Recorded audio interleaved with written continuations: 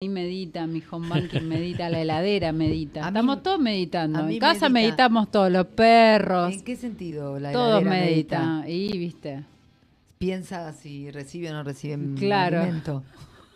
¿Abro la puerta o no la abro?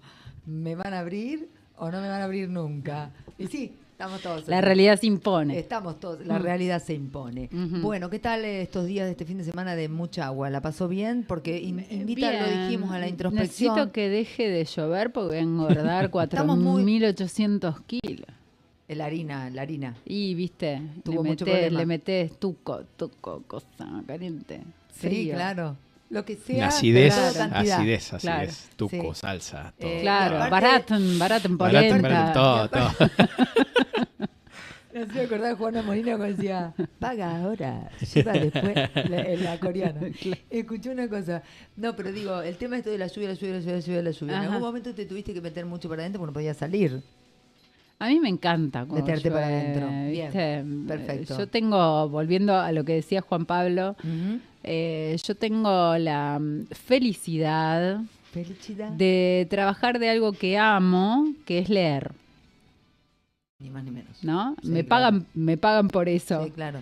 Entonces estoy siempre trabajando y si llueve, qué mejor Qué que mejor leer, leer, ¿no? qué mejor Y que que leer. estar en eso. Totalmente.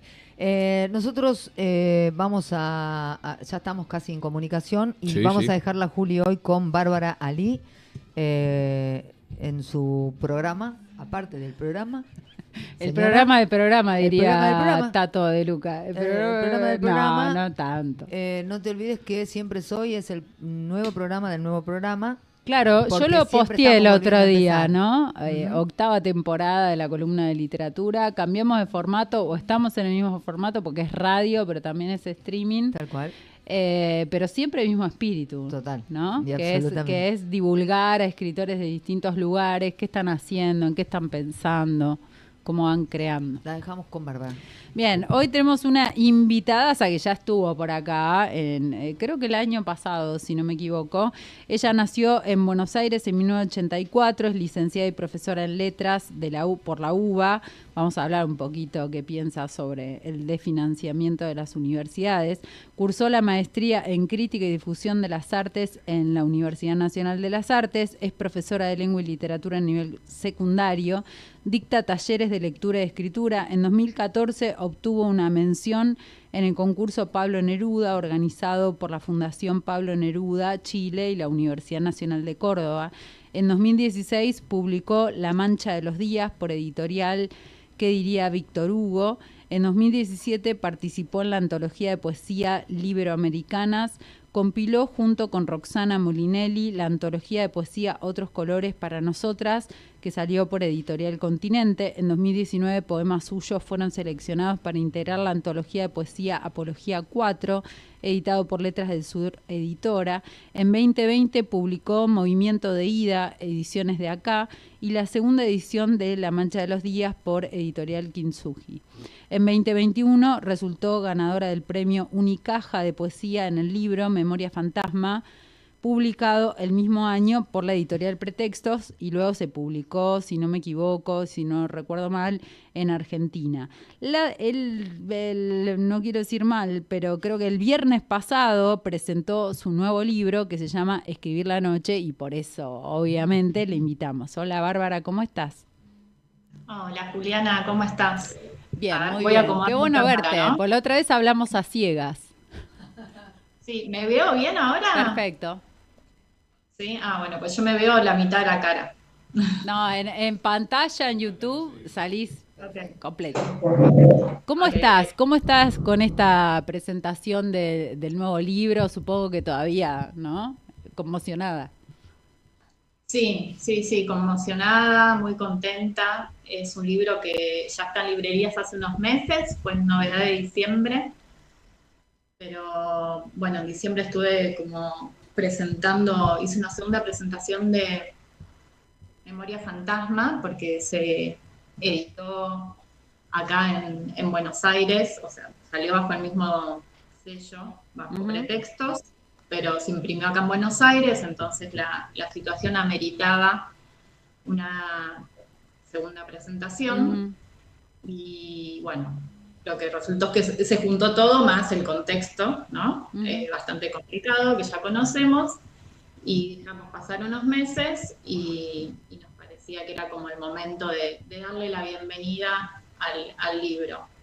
Y bueno, y también muy contenta porque me acompañaron Claudia Massín, que es una escritora que yo admiro y quiero muchísimo, y también Juan Fernando García, y bueno, me sentí como muy, muy apadrinada, amadrinada por ellos.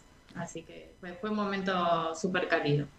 Bárbara, ¿cómo es esto de, digo, en este contexto, vos lo mencionabas recién, esto de editar un libro, una editorial independiente, ¿no? ¿Con qué dificultades te encontraste? No, bueno, dificultades, no sé, la verdad es que, bueno, este es el tercer libro de Mandrágora como sello editorial. Yo en Mandrágora Librería vengo trabajando ya hace muchos años, hace 5 años, dando talleres de lectura y de escritura.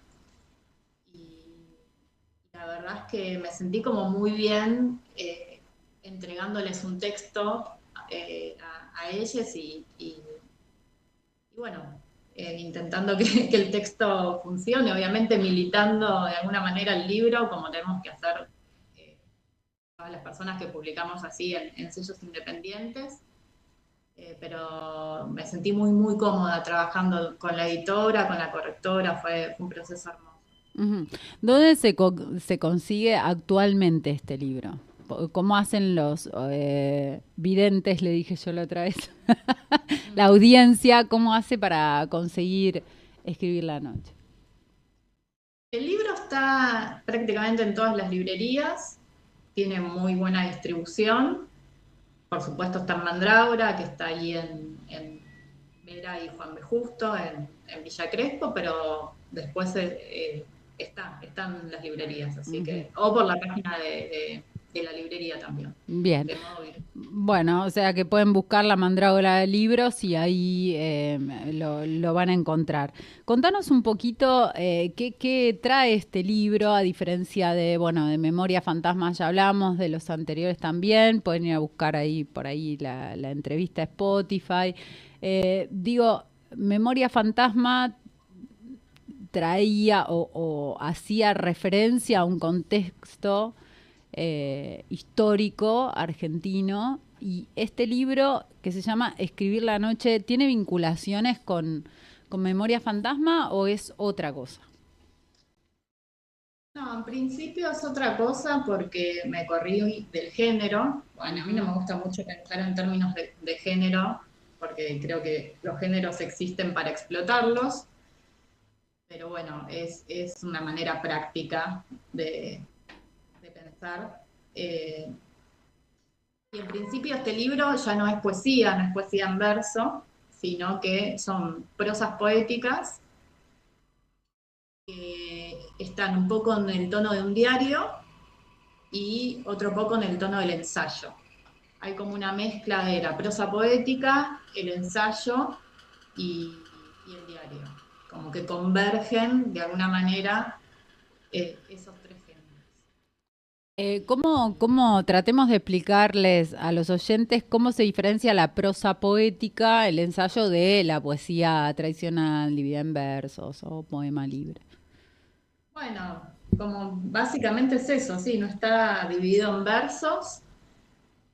Hay párrafos que son más narrativos y más del orden de lo ensayístico porque hay algo de lo reflexivo sobre el sueño. En principio lo que yo me propuse es escribir una especie de bitácora de sueños, de ahí la bajada o el subtítulo del libro. Tenía como ese interés de dejar un registro de lo que soñaba, un poco como con el deseo de encontrar cierta lógica en el mundo de los sueños que no encontraba en mi propia vida o algo así. Y no resultó, sinceramente, porque es como muy difícil, al menos en mi caso, recordar los sueños. Siempre quedan como fragmentos, restos, imágenes como muy difusas. Y entonces empecé un poco como a teorizar o a reflexionar sobre el sueño en sí. Y como el libro se escribió en un tiempo de 2 años más o menos, bueno, en el medio también atravesé momentos de insomnio. Oh. Entonces hay algo de eso que se va filtrando, ¿no? en la reflexión del sueño vinculado con el insomnio, con el duelo, con el desamor, con lo que me iba pasando, ¿no? En la vida. Pero en principio hay esto, como esta voluntad de asir el sueño desde un lugar más reflexivo, ensayístico. ¿Por qué justo el sueño? La verdad es que no sé, porque no fue como me voy a sentar a escribir un libro sobre los sueños. Era más un proyecto individual que después devino algo que se pudo transformar en una obra. Pero supongo que hay algo de la textura del sueño, de esto que no se puede representar del todo en el lenguaje, de esto que no se puede traer del todo a la vigilia, de este trabajo de traducción entre el mundo onírico y el otro mundo, y de preguntas. Creo que para mí la escritura siempre estuvo y está asociada a la pregunta. Siempre escribo porque tengo preguntas que me hago, y el sueño es algo que me genera un montón de interrogantes. Lo estoy asociando capaz de manera errónea, ¿no? Pero pensaba en Memoria Fantasma, un poemario, la verdad que recontra recomendable para leer. Si no saben qué leer, ahí tienen un poemario para meterse. En Memoria Fantasma aparece lo fantasmagórico, ¿no? Y acá lo onírico.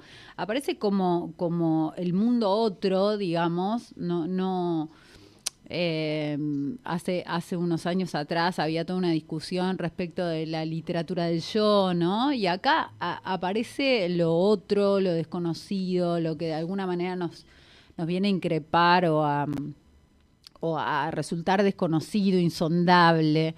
Digo, ¿encontrás alguna zona de contacto entre Memoria Fantasma y este libro?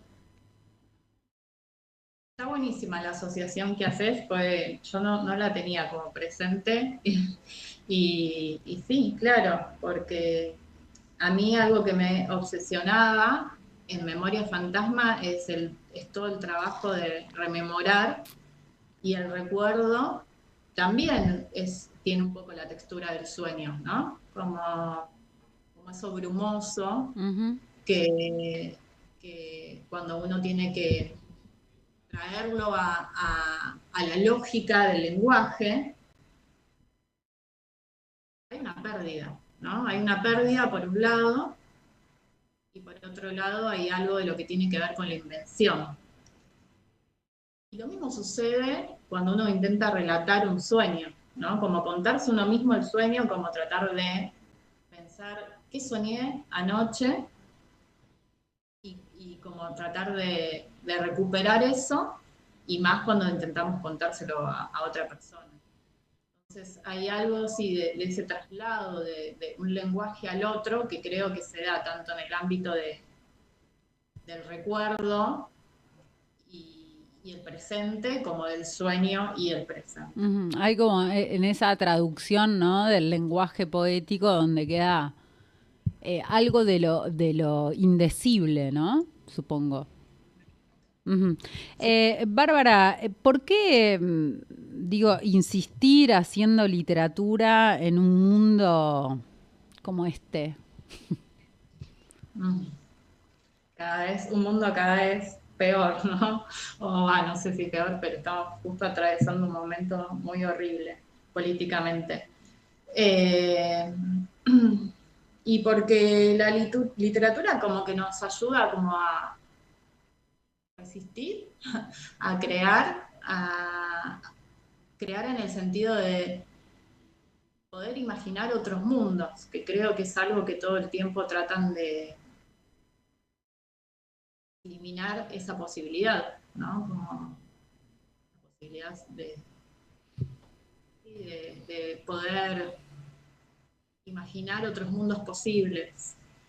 Y también porque creo que la literatura trabaja el lenguaje como no lo trabaja ninguna otra disciplina. Y en la literatura hay como una voluntad de insurrección del lenguaje, de alguna manera, ¿no? Como que el lenguaje en la ciencia, o bueno, en la vida cotidiana, en el periodismo, en muchísimos ámbitos, es un instrumento. Y la literatura nos permite volver a la lengua de otra manera, ¿no? Como volver un poco como a la infancia de la lengua.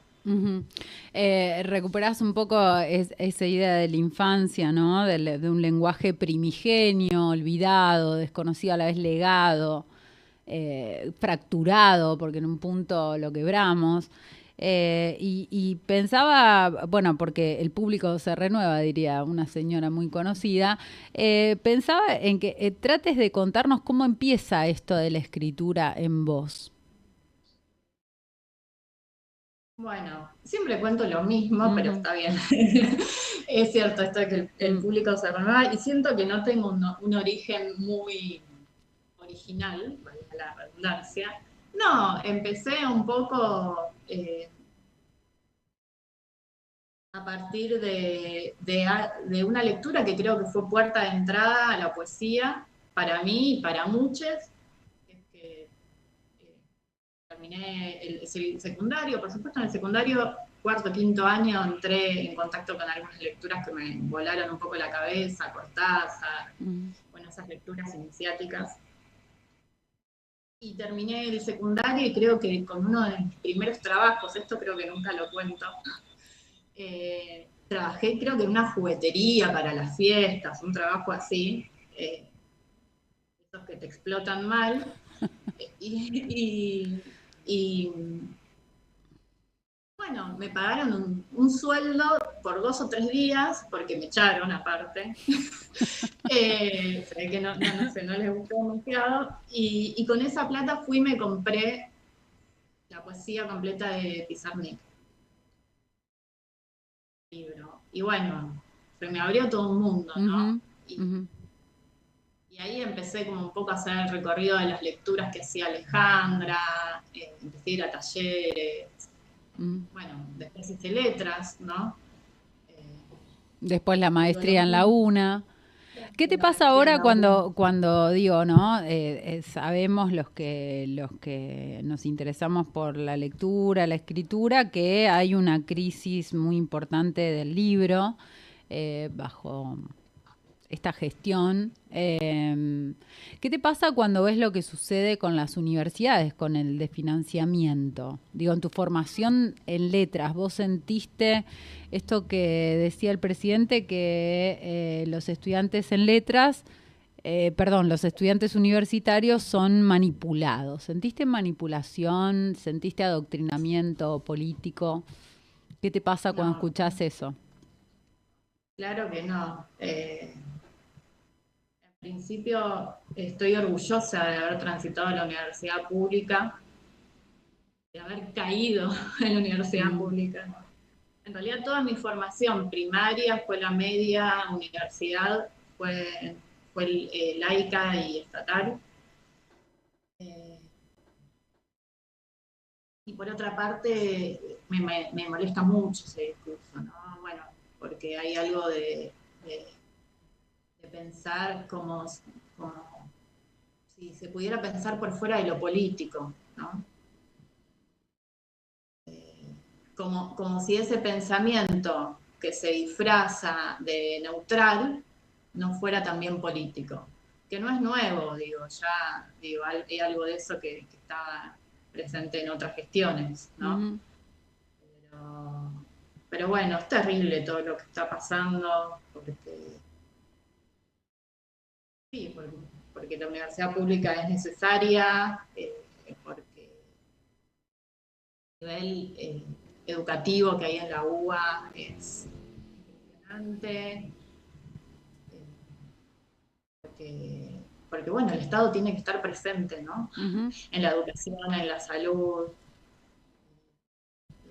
Y en el fomento, ¿no?, de la lectura, de la escritura, hablamos de ferias, de la ley del libro, bueno, infinidad de cuestiones. Y por eso, desde este espacio, consideramos que es tan importante la edición en editoriales independientes, ¿no?, que en este momento están haciendo una fuerza atroz por poder editar. Sabemos los problemas que hay con los precios de papel, lo mencionaba en la entrevista pasada Daniel Villaverde, ¿no? Las dificultades que hay respecto a eso.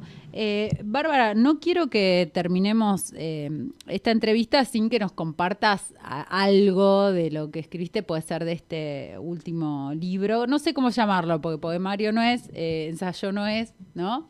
Entonces le digo libro. ¿Podés compartirnos algo? La lectura. Bueno,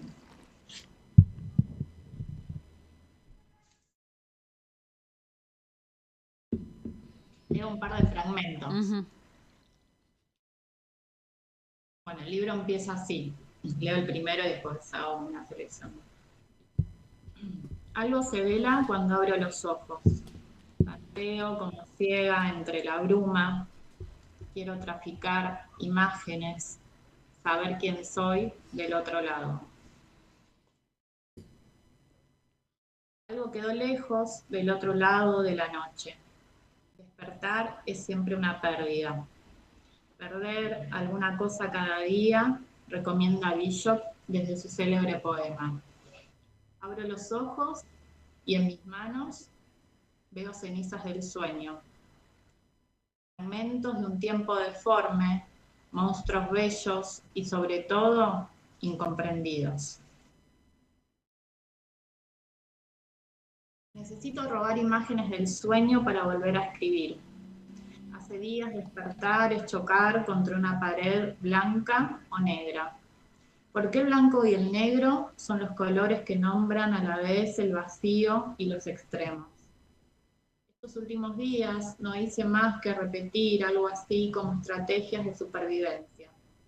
Lavarme la cara, preparar café, trabajar, volver, cocinar, dormir. Me aburren los días en que crezco en línea recta. Quisiera bifurcarme en raíces aéreas, una muerte invertida, engendrar cielos. ¿Leo uno más? Sí, por favor. Yo me quedo acá todo el día escuchando. Contar un sueño se parece a escribir. Primero llegan las imágenes de tierras recónditas y remotas. Después afinar el oído para escuchar qué música traen. Traducir. Traducir es un trabajo de revelado. Un cuarto oscuro, sumergir en ácido, esperar. Una luz ambarina de atardecer, lo que empieza a emerger del fondo sin permiso, a dibujarse. Acá preguntaban en el estudio, ¿cómo llamarías a este libro que es poema en prosa, que es ensayo, pero no es poemario, o sí es poemario? ¿Cómo lo llamarías? No sé, me gusta que no sea tan fácilmente clasificable. Uh-huh. Sí, creo que lo que más se acerca es a textos en prosa poética. Bárbara, ¿qué recomendaciones le harías a alguien que le interesa leer o que le interesa escribir? A alguien que le interesa escribir, leer, leer mucho y sobre todo crear lo que Deleuze llama vacuolas de silencio, que cada vez es más difícil, ¿no? Como apagar el celular, dejarlo en otro lado, digo, a mí me resulta muy difícil. Yo lo tiraría así, 2x3, lo revolearía lejos, ¿no?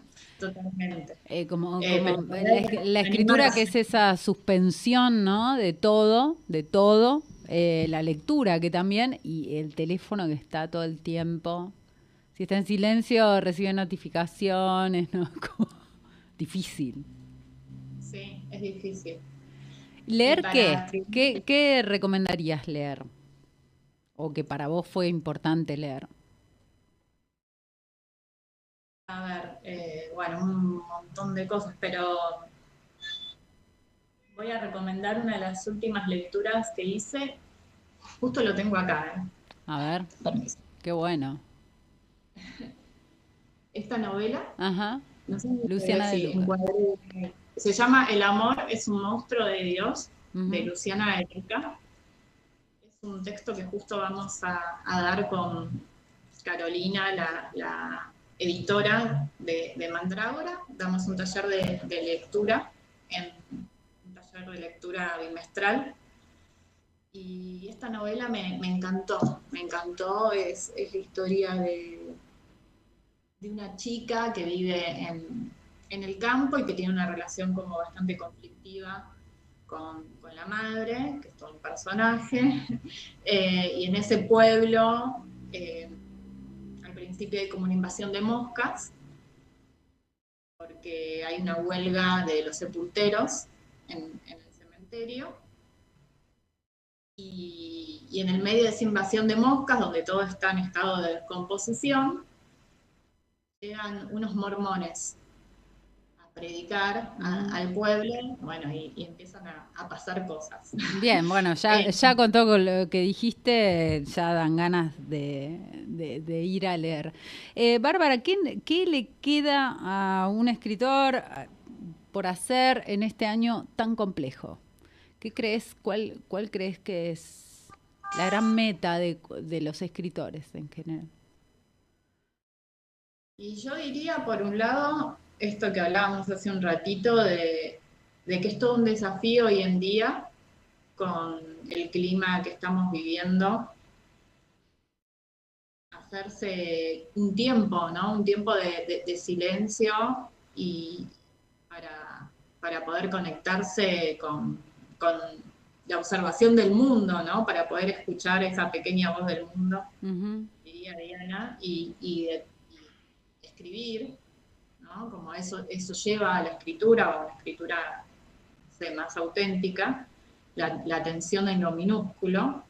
Eso por un lado, y por otro lado crear redes, por supuesto, ¿no? Sin redes no salimos de esto, Uh-huh. y es lo que nos sostiene. Digo, crear redes para escucharnos, para acompañarnos, porque también es un momento que nos afecta mucho anímicamente Uh-huh. a todos, y para ver qué estrategias encontramos para, bueno, hacer frente a todo esto, ¿no? Por supuesto, y las vamos a encontrar porque ya nos han enseñado en otros periodos de la historia a encontrar esas vueltas, ¿no? Y periodos mucho más complejos que el actual, así que yo estoy convencida de que vamos a ir encontrando esas redes que contengan y esos lugares para ser escuchados y para escuchar a otros. Bárbara, te agradezco infinitamente por haber pasado por acá. A vos nos tenemos que ver, porque tantas Por veces nos vimos supuesto. a través de la pantalla que... Sí, ya venimos hablando hace no años ya. Pero bueno, cuando esté por Buenos Aires, ahí te mandaré un mensajito así nos encontramos. Mil gracias. Bueno, gracias a vos y a Ivana también. Acá está. A ver si Señora, no me pueden enfocar, pero no, es un placer este espacio, Juli lo sabe, es un placer estas voces y a mí me resultan sumamente necesarias, mucho más en un contexto político, social y cultural como que estamos viviendo ahora, así que muchísimas gracias a vos. Un abrazo inmenso. Bueno, gracias. Adiós. No. Chau, chau.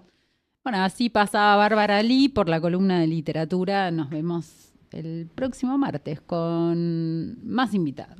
Un placer, Juli. No, como por si fuera favor. suyo. Por favor. Nos escuchamos el martes que viene.